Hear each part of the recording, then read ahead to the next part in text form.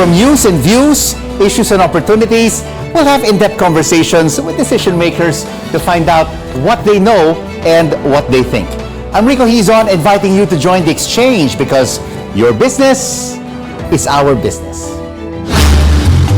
The economy remains resilient, posting stronger growth in the third quarter, even beyond expectations. It was a surprise at a time of surging prices of basic goods and services that show no signs of slowing down.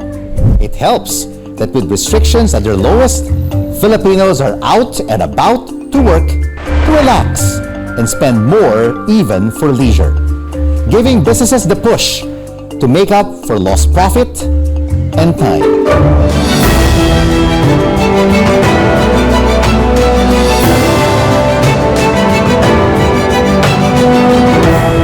Reviving the tourism sector is one of the reasons the government has relaxed its mask mandate, giving a new face to life amid the COVID-19 pandemic. How is the hospitality industry benefiting so far? Let's now have an exchange with Philippine Hotel Owners Association Executive Director Bong Pengson. Sir Bong, thank you so much for joining us. Easier travel and mobility restrictions sparking the economy's performance in the third quarter. How did the hotel industry benefit from the relaxed rules, given it was among the hardest hit industries during COVID? In a nutshell, we are in a better place. No, the turnaround point was earlier this year when the government started to ease the restrictions on inbound travel and of course for domestic travel. So our hotels are now enjoying about 60 to 80% occupancy. We're definitely getting better revenue compared to the last year and a half. We remain optimistic that for the remainder of the year, we will have stronger demand coming from the local market and also from the inbound market. The DOT reports that there are about 1.7 million foreign travelers who have entered the country for the first 10 months. This is certainly good news, but we are still a long way off from the 2019 level, so a lot of work ahead of us. A lot of work ahead of the tourism industry, but a lot of Asian countries have made great strides in opening up their economy. Where are we at in terms of competing with their Asian neighbors? Well, we really have to be more aggressive. No, we cannot play catch up. No? We have only recently removed some of the requirements for inbound travel. Our neighboring countries have removed the vaccination requirements, etc. No, many months back. So this is one I think one important thing that we have to bear in mind. We have to be more aggressive. We also know that there has to be a very careful review of our traditional markets. We know that China will not be opening up anytime soon, so it's imperative that we start looking at other tourist source markets that will compensate for the reduction in the Chinese market. So I think there are still a lot of things that we have to do. Our government and the private sector obviously have to cooperate if we want to be competitive, not only in Asia but around the globe. Sir Bong, the government made the wearing of face masks voluntary except in certain areas. Have we seen a rise in hotel bookings over the past 2 weeks due to this new mandate? Well, we have seen an increase in bookings. Now whether they are directly attributable to the lifting of the face mask requirement, right now we don't have any solid data to back that up. But we certainly welcome the news coming from the government to remove the face mask, because certainly this has also been a factor in travel decisions of foreigners wanting to enter the country. While restrictions have eased, Sir Bong, customers and guests also have to deal with rising prices. Inflation is at an almost 14-year high. What adjustments have hotels made to still attract customers and guests despite rising prices? Well, this is a very big challenge that will confront not only the hospitality industry but the entire business community. I think the challenge now is for us to provide value to our customers. Many of our hotels in the Philippine Hotel Owners Association have been very creative, very innovative in trying to identify new revenue streams. No, as to be expected, there are a lot more alfresco options now in our hotels. We have some member hotels who are introducing new products, new services like pet-friendly rooms or pet menu. So these are some of the things that we're getting into to help drive the demand, no, among foreigners and also among Filipinos in view, no, of inflation and of course the overall increase, no, in the prices and services. But Sir Bong, with rising input costs, of course, affecting the overall operations of hotels, are hotels and resorts passing this on to their clients and customers? There's always a sweet spot, Rico. No? We know that we cannot really price ourselves out of range. No? So whatever pricing scheme we come up with, no, we'll make sure that it is attractive enough, no, to our clients, our guests, while ensuring that the hotels are able to operate viably.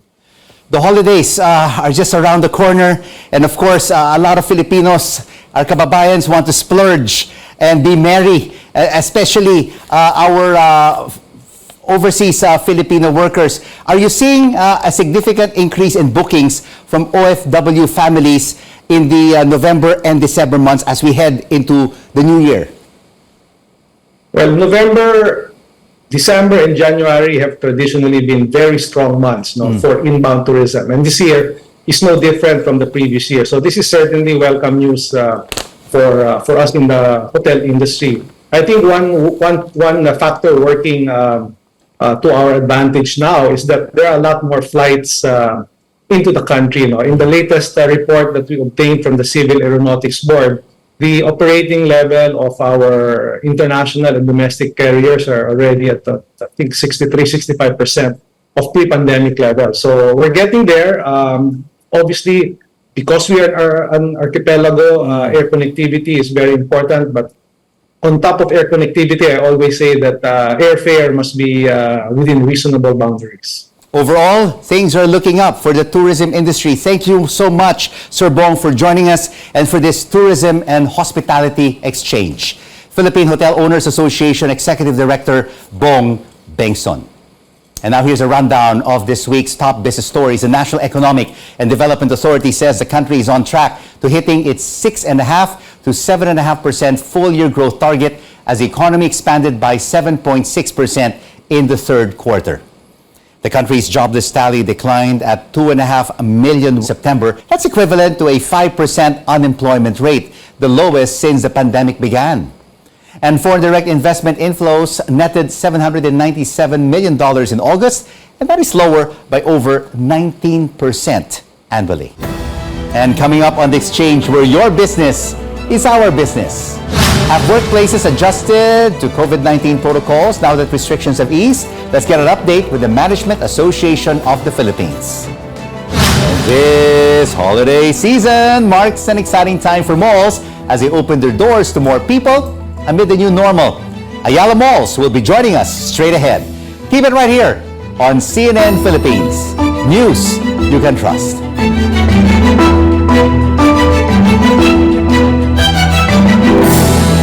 Glad you're staying with us right here on The Exchange, where your business is our business.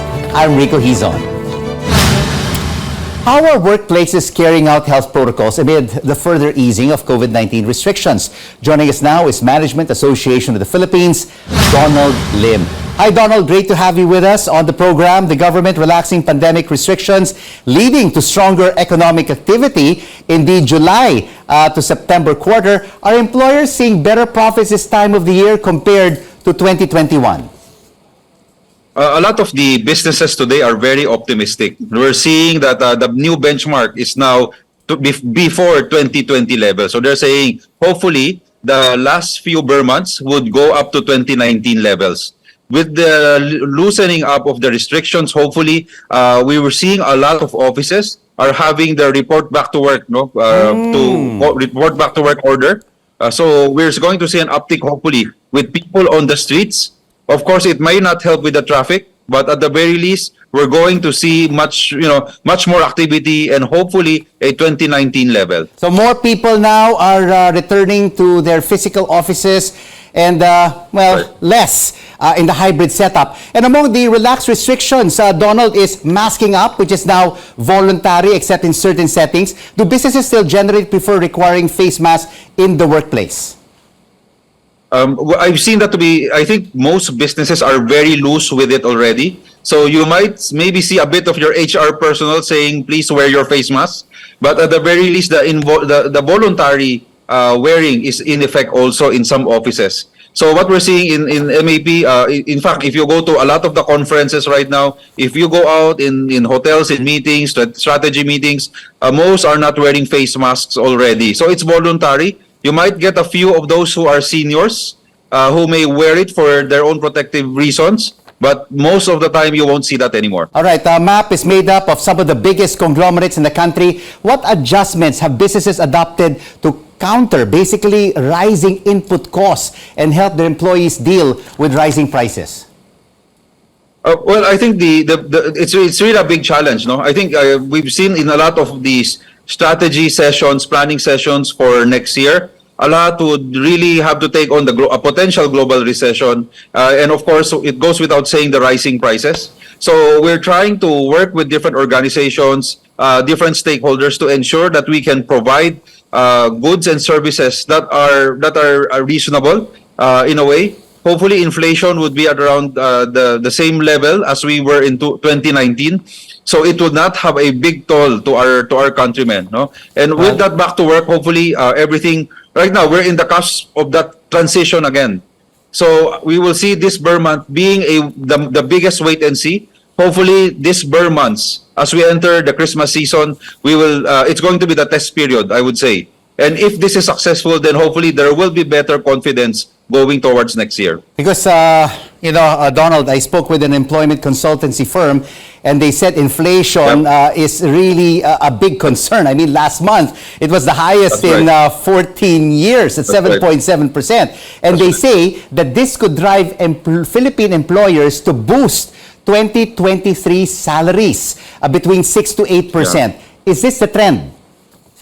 But that's going to be very hard because a lot of businesses are still catching up. You increase that by 6 to 8%. That really removes all the margins and all the profitability of any company. So I think that's going again. The Burr months is going to be the biggest wait and see. I think that moving towards next year, it might be very realistic that you might need to give an uptick to the salaries of the employees at the very least to keep them a good way of life. But at the same time, maybe we can balance it more with a more open-minded hybrid setup, a real hybrid setup that we have been trained by COVID, so that it lessens their expenses also of going to work. So we have to look at the process rather than just giving a generalized, okay, let's increase salaries because we have no choice because of inflation.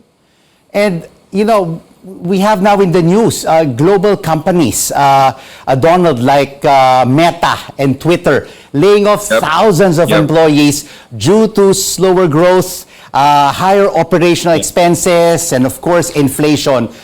Is this the case as well? Are we likely to see this happening among the medium and large companies in the near term? Maybe in the Philippine setting, I think all of us have readjusted already because of the pandemic. So that adjustment made made most organizations today very lean and very agile. So I don't see a lot of massive retrenchments. I think maybe that would be more for more developed countries. I would understand maybe if you say Meta or maybe Twitter, which are very big in size, and during the pandemic they were really doing very well. So naturally, as global recession hits, as inflation hits, they would be forced to downsize.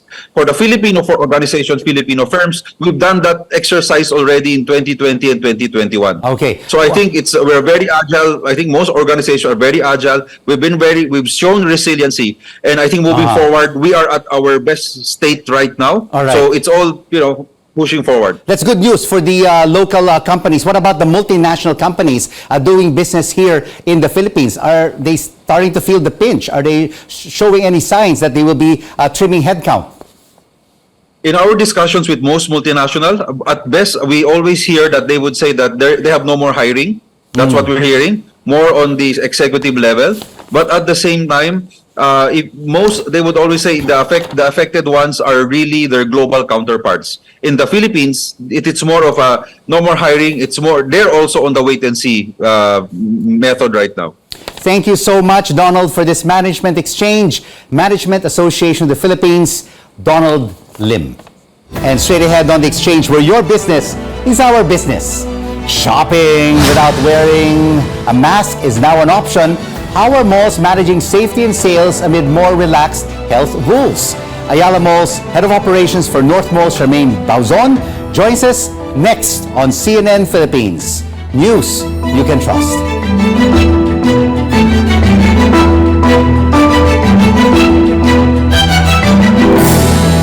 Glad you're staying with us right here on the exchange, where your business is our business. I'm Rico Hizon. With mask wearing indoors now optional and the overall easing of COVID-19 restrictions, how has business in malls and shopping centers changed since the pandemic? Let's now have an exchange with Ayala Mall's Head of Operations for North Malls, Charmaine Bauzon. Charmaine, great to have you with us. Are more of our kababayans going to the malls given more relaxed restrictions, which include the voluntary use of face masks? We've seen that, especially in the past few months, foot traffic has in fact gone back to pre-COVID levels. And in some cases, especially on weekends, there are more people coming in. And now with the easing of the masking even indoors, what we've seen though is that even if you're no longer required to wear it, I guess that after 2 years, the discipline is still there. And we all share that responsibility of making sure that our environment is safe and healthy. That's why majority of the people still wear masks indoors, even if it's no longer a requirement. I noticed that in many malls around Metro Manila. But what health and safety protocols have remained enforced in your malls to ensure that customers are still safe and protected from COVID? At the entrances, you still find those temp checks where, you put your hand up and then in fact it dispenses alcohol. So those continue to stay, at least, again, most people, because it has become a habit, they all go through that. In strategic areas, we also still have those alcohol in place in our restrooms. At the same time, we continue to have safety marshals that, randomly go around just to make sure that there's crowd control, and especially so if there are big events where people tend to congregate. And of course, Charmaine, even though restrictions have eased, customers have also to deal with rising prices. You mentioned about increased foot traffic. But what about the sales in malls and stores? Has this also increased, just like the foot traffic? Yes, we've seen that even our merchant sales are already close to pre-pandemic levels. We see that happening in food and even in fashion. And we expect that since we're already now in the holiday season, that there will also be an uptick in the coming weeks. And on your part, how are mall operators like yourself adjusting to rising operational costs? Are there more sales, more discounts and promotions, especially now during the holiday season? Again, because typically in the Christmas season, you really do expect people to go out to shop for Christmas gifts. And then, of course, what people miss most really is, dining, bonding with friends, and doing a lot of entertainment activities in the malls. So together with that, you're just not waiting for them. We make sure that we do have a lineup of activities. And as you said, there are upcoming sale events in the coming weeks in the various malls, just so to jumpstart their Christmas shopping. And then I guess on the operation side, again, what this whole 2 years in the pandemic has also taught us is how to manage our expenses, that we've learned to do a lot more with less without sacrificing the customer experience. So I think even our own tenants have also done the same. So this, in a way, helps us in mitigating the rising prices in everything. You mentioned about tenants. I remember the first time I interviewed you on this show about 2 years ago. You were helping your tenants with rentals, etc. How are you also helping your merchants and establishments, especially during this time when the economy is still just picking up and recovering from the pandemic? Again, because we are a brick and mortar, first things first is, for them to have sales, we have to make sure that we bring the people to the malls, right? So that's why it's a conscious effort for us to bring in world-class events and activities to pull in people into the mall. And then once they're in the mall, we work closely with our merchants in maybe providing promos, bundles, etc., to translate that in them now either buying or eating in their establishments. You know, the Philippine peso is very weak against many global currencies, Charmaine.